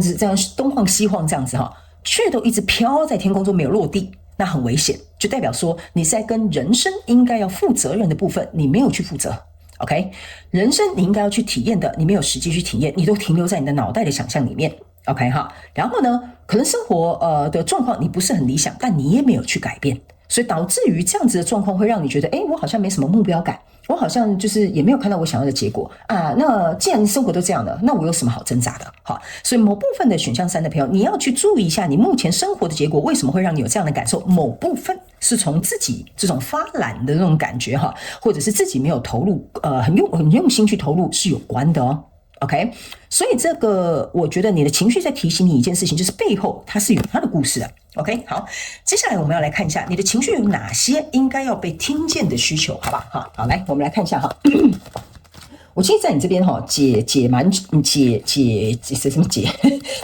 的时间蛮多的哦，选项3的朋友们，因为我觉得哈。选项3的朋友们，我跟你实话实说哈，就是你们某部分选项3的人是需要被骂醒的人啊，就是你需要旁边有一个很凶的朋友哈，就是你看看你身边有没有很凶的朋友，点一个点哈，就是常常会念你的哈，你是属于需要那种人家管人家念的人呐哈。我不是指所有的选项3的朋友，是某部分选项3的朋友们。为什么呢？你这个人被管被念哈，你会稍微起码有一点动力。OK， 没有人管，没有人念哈，你就真的整个放飞了。OK 哈，所以呢，我觉得如果你身边有一些值得信任的朋友会跟你讲真话的，我觉得你要好好珍惜一下。好不好 ？OK 哈，好，来，接下来我们来看一下你的情绪上面有哪些应该被看见或听见的需求哈。这张牌卡叫做呼吸 ，OK 好，来，这张牌卡我给你哈，给你看一下。这2张牌卡，他们叫我一起解牌给你看哈。你注意看，这是一个小仙女哈，她抓着四叶草往上飞，这就是我刚刚讲的，你在空中一直飘，你懂我意思吗？你没有落地，但这个人是坐在荷花叶里面，在这里静坐，这是很接地的。OK 哈，所以这2张牌卡呢，其实是要告诉这个选项3的朋友们哈，你的情绪应该要被看见或听见的需求的意思就是说呢，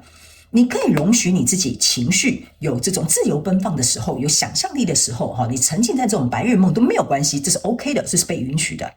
但是最重要的是，你要能够自己去知道你的界限、边界感在哪里，就是说什么时候幻想完了，你要回到地板上来接一个地气。因为呢，这样子有一点像是说哈，你让你的情绪哈四处在发散，或者是四处在发射，然后呢，它飘来飘去，飘来飘去，想来想去，然后就是完全没有回到你自己内在的这个中心，那会变成是你的情绪呢，永远都在放在，应该说你的情绪永远都放在外在的专注力，就是你的专注力都是给外在的，你没有给你这个接地气的内在。OK， 这个就是你的情绪希望能够被看见跟听见的地方。我可以有时候看一下外面的人有什么反应，因为这个是很正常的嘛，我们不可能撇清说我完全都不管外面的世界发生什么事。但是你的比例有点错误了，你这个有点像是飞上天上哈，这是90%哈，都在天上飞，来到地板上的只有10%。OK 哈，所以呢，你不能把所有的这些你的人生的这个状态或情绪的这个状态呢，都靠外在的东西来给予你 ，OK？ 别人夸奖你，你就开心；别人批评你，就不高兴 ，OK 哈？你应该要去想说呢，你自己的情绪 ，OK 哈，应该是要稳稳的稳坐在你自己的中心 ，OK 哈？所以呢，除了要练习回到你自己的中心之外呢，还有一件事情就是说呢，你的情绪呢，应该要能够有一个，我怎么讲呢？有一个，我这个好难讲哦。我要怎么形容给你听呢？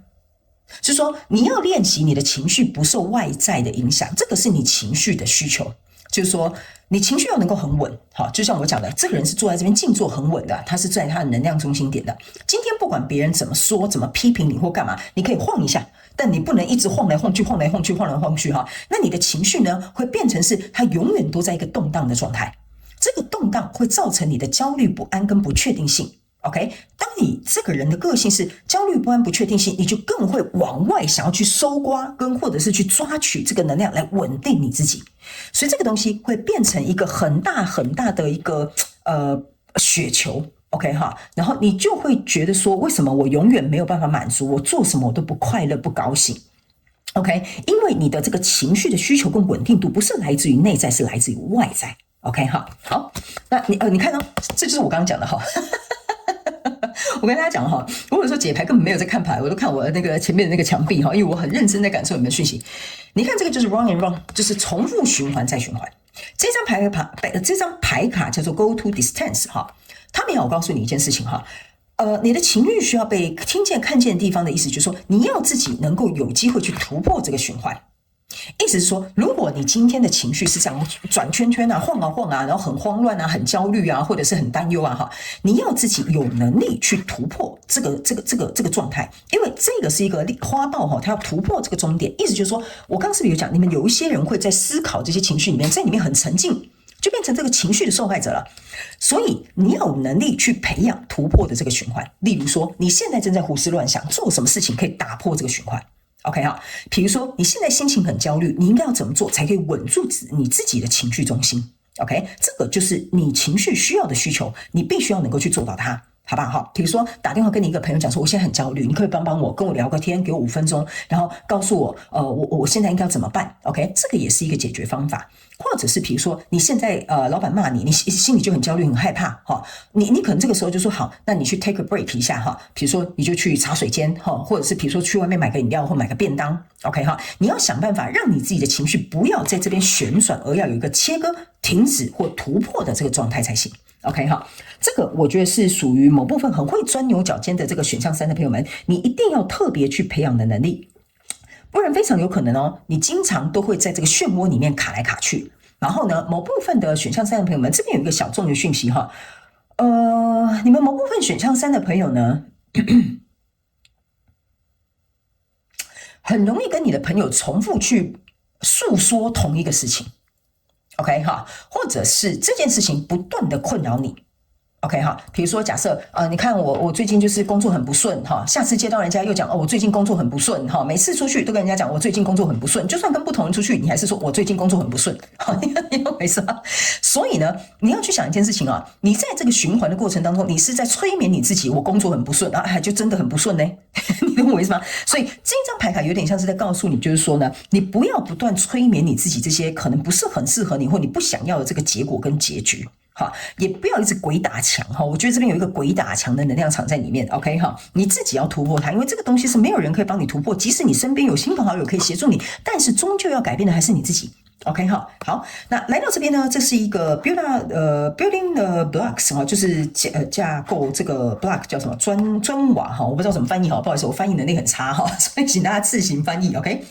这张牌卡呢，其实要告诉这个选项3的朋友们哈，你的情绪该被听见的意思就是说，不要戴着面具。OK， 你今天不高兴就讲你不高兴，你今天开心你就跟别人讲你今天很开心，你应该要去当你自己情绪的主人，这是这张牌卡要告诉你的。你的需求就是要开始练习当你情绪的主人，还有你一定要很真诚，对于你自己的情绪。OK 哈，不要他们说不要那叫什么？我突然忘记那句话成什么？不要我忘记突然忘记那句话叫什么？不要委婉，然后不要去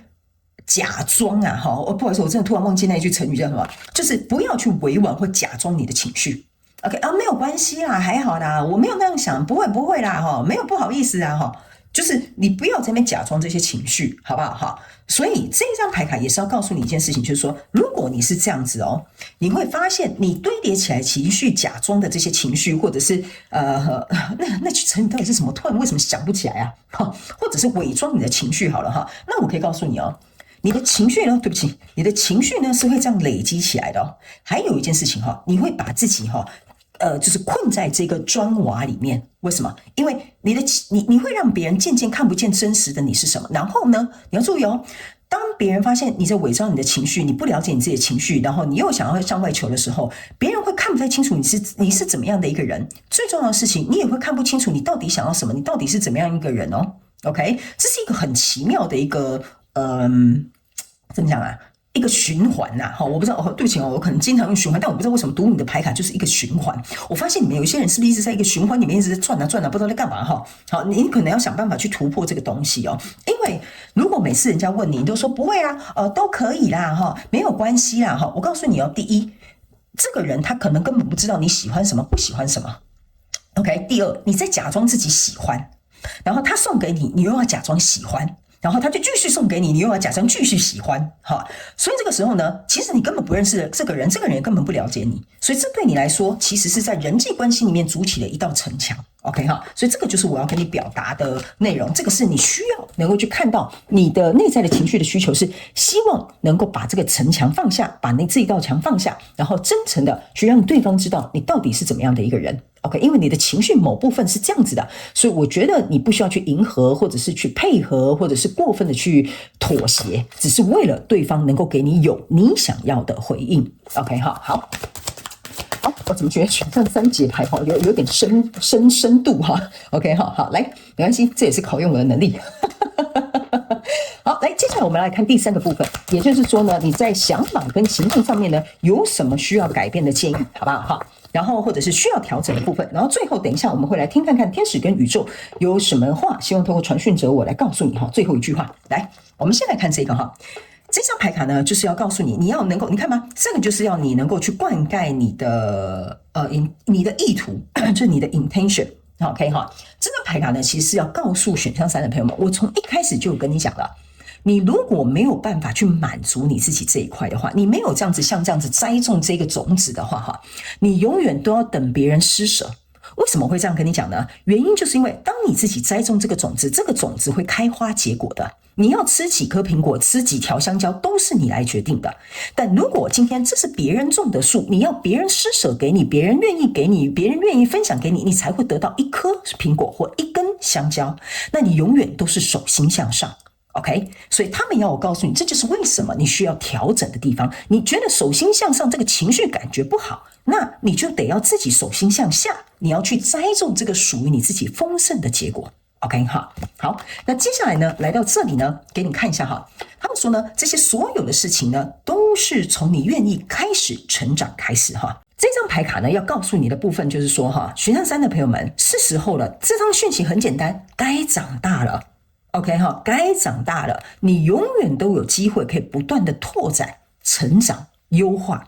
但是如果你永远都选择我只想待在这里，我只想这么做，我只想要等待别人分享给我 OK 没有问题，这是你的选择，我们当然不会强迫你去做一个改变。但是之所以为什么今天你来看这个影片，就是因为你的情绪已经在告诉你这件事情，我不想再受困在这里，我想长大，我想改变，我想要扩张。OK， 这是不是只有你的情绪在给你的这些讯号哦？我觉得这张牌卡有点像是你的灵魂在呼唤你了。我不想再被局限在这样小小的框框里了，我想要乘这一艘船去外面看看不一样的世界了。你的情绪其实在告诉你这些事情，你在想法跟行动上，如果要看到外面的世界的话，你要做些什么？你要自己很清楚。你要改变什么想法，你自己也要很清楚。你不能永远就是用一个想法，觉得我这样子种下这一个可能会得到别的结果，不太可能的 OK 哈。然后这张牌卡呢，也要告诉选项3的朋友们，不要害怕改变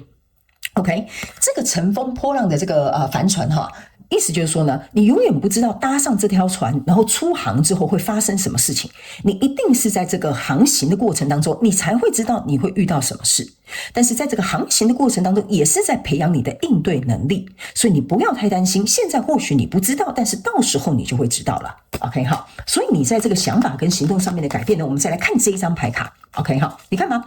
这张牌卡哈，你看它就是要从这一条路这样走过去，然后要走出这扇门。这个门是什么门？就是这个门。这个我跟你讲哈，我真的是非常感谢宇宙来验证我要跟你讲的讯息。你就是要走出这一条门，这是一个你灵魂在呼唤你了。你看，你这边有2个月亮，月亮象征就是我们隐藏的部分，你象征的是我们的灵魂。OK， 你的灵魂知道你要改变去走哪一条路了，你唯一要做的就是走上这一条路，不要再抗拒了，不要再拒绝了。你的情绪反应已经告诉你，我不想再等了，我不想再停滞了，我不想在这里继续搞这类了。好，你可能要背起来了哈。所以呢，这张牌卡就是要告诉你，选项3的朋友们，勇敢的站起来，向前走。当你往前走，这就是成长的第一步。当你往前走第2步的时候，你就会知道哪里是你的下一步。这个就是你的想法跟行动上面需要调整的部分哈。来，最后这张牌卡我们来看 OK， 你看吗？这是一个人抱在这边，他在落泪的哈。你一定要疗愈你自己。OK 哈，无条件的去接受你自己现在的状态，原谅你为什么之前会在这样的状况里，这个就是你的想法跟行动上面要调整的。因为如果假设你今天真的是像我这样讲，然后你对应了你自己的状况，你会觉得说，卷我怎么会委屈我自己这么久，我怎么会让自己待在这个状况这么久？没有关系啊，我们谁没有经历过这一条路，对不对？我以前也干过一些蠢事，是不是这样说？但是我们不先去干一点蠢事的话，我们不会去做一点聪明事的。你懂我的意思吗？我们才会知道说，哎呀，原来不可以这么蠢啊！我们下次应该要这样子做。OK， 我们都是在慢慢什么都不知、未知、无知的过程当中，变成全知全能。OK， 所以这张牌卡是要告诉你，在这个过程当中，我们有时候可能会做出一些差错，可能不是我们想看见的结果，可能不是我们自己想要去做的这个行动，唯心之论，这都很正常的。我们如果不这样做，怎么会知道自己真正心里想要什么？所以你的情绪就是在告诉你这些东西，所以你的行动跟想法上面一定要去调整这个部分。你唯有调整，你才能够成长。OK， 所以你需要疗愈，需要给自己空间的时候，就放过自己一马，给自己多一点温柔，好吗？好，选项3的朋友们 ，OK， 好，来，接下来最后我们来看天使跟宇宙有什么样的讯息，希望透过传讯者我来告诉你最后一句话。OK， 好，来，洗。来哦，选项3的朋友们，来，跟来看哈，赶快来看一下哈，为什么我这么兴奋哈？你自己看，这是一条路。前面呢是那个叫什么？这个闪电交加是吧？是不是这样说 ？OK 哈，他没有告诉你一件事情，不要再停滞了，不要再等待了，不要再拒绝你要走上的这一条路。前方的确看起来很可怕哈，好像雷雨交加这样子哈。我们在发现下面带进哈，就 combo 呀那哈。这个过程可能往前走会很恐怖啊，而且有可能你必须要单独上路。但是他们都要我告诉你一件事情，唯有你走上这一条旅途的时候，你才会去看见原来我生活当中可以有很多改变，并且有不一样的风景。你这些雷电交加是你没有看过的风景，因为你以前可能是住在这个金丝雀的这个牢笼里，唯有走出去你才会知道说，哦，旁边有金字塔哦，这个叫打雷闪电哦，这个叫做满夜星空哦，你才会发现说你的生活其实可以变得更多彩多姿，甚至可以变得很多元化多样化。这个时候你自然而然会更有勇气的想要去尝试更多，或者是享受更多，或者是去追求更多。所以他们要我告诉你的一件事情就是不要再停滞，不要再等待了哈。你这边有等待哈，我有说哈，你们等待很多人来救你哈，这就是一开始我就感觉到这个能量了。还有不要再拒绝了，这一条路你必须要能够为自己打开。就算前面有一条被你就帮你开辟好的路哦，你不上路，这一条路永远哈，我告诉你哈，放在那里哈都没有你的足迹，那相对的，你的人生也不会刻画出属于你自己的痕迹。OK 哈，所以这就是最后他们希望我告诉选项3的朋友们最后的讯息。我希望呢，以上这些讯息能够为选项3的朋友们带来一点帮助。那如果有符合你的故事，欢迎你在影片下方留言跟我分享，我都会去看你们的人生故事，好不好哈？非常感谢选项3的朋友们来收看我的影片，也希望你会喜欢。那我们就下次再见喽，拜拜。